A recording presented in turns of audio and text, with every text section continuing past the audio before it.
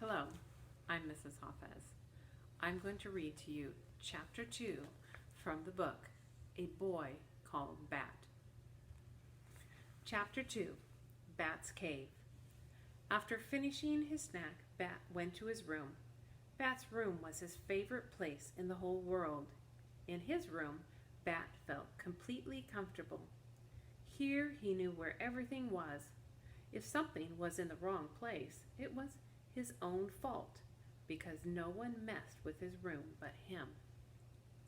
In the rest of their small house, Bat's mom and sister knew to put anything that needed to go to Bat's room in one of three baskets: his clean laundry basket, his book basket, and his miscellaneous stuff basket.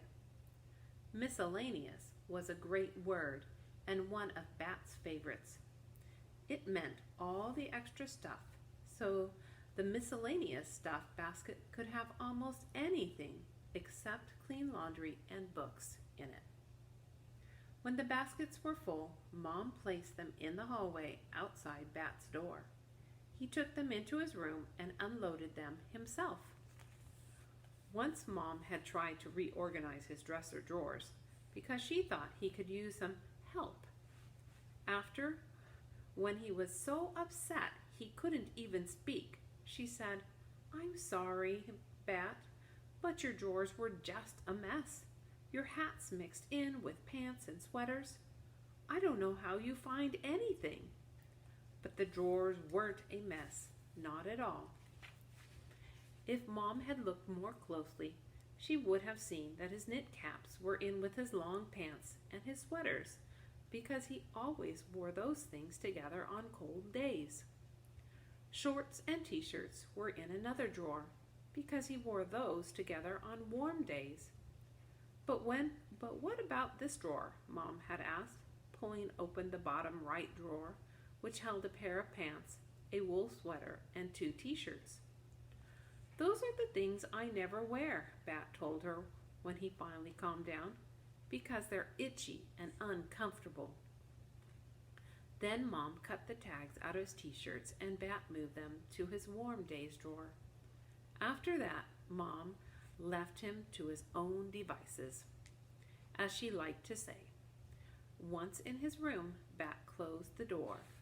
There was a sign on the outside that said, "Please knock." Janie had written it for him, because her writing was much neater than his. Janie could do all the hand things better than Bat. Write things, cut things, smooth peanut butter on bread. The clock told Bat that Mom would be home in 46 minutes. Mom was a veterinarian, which was what Bat intended to be too one day. Mostly she treated cats and dogs, but sometimes she had unusual patients. Once she had taken a BB pellet out of the wing of a hawk. The pellet had broken one of the bones and Mom had done surgery to mend it. She brought home x-rays to show Bat. "Why would anyone shoot a hawk?" Bat had asked. "Do you think they were going to eat it?" "No," said Mom. "Sometimes people do stupid things." She had been very angry about the hawk. Angrier even than when Bat and Janie got into loud screaming fights. Seeing the x-ray of the hawk's broken wing made Bat angry too. But his room always made him feel better. It had a rolled down bamboo wooden shade and a fine closet full of shelves and a pulled out trundle in case someday a friend came to spend the night. It had a ceiling fan and a reading lamp and a rug with a picture of a train track printed on it. Bat felt like looking through the animal's encyclopedia, which he often did after school, so he pulled it down from his bookshelf and dropped comfortably into his beanbag.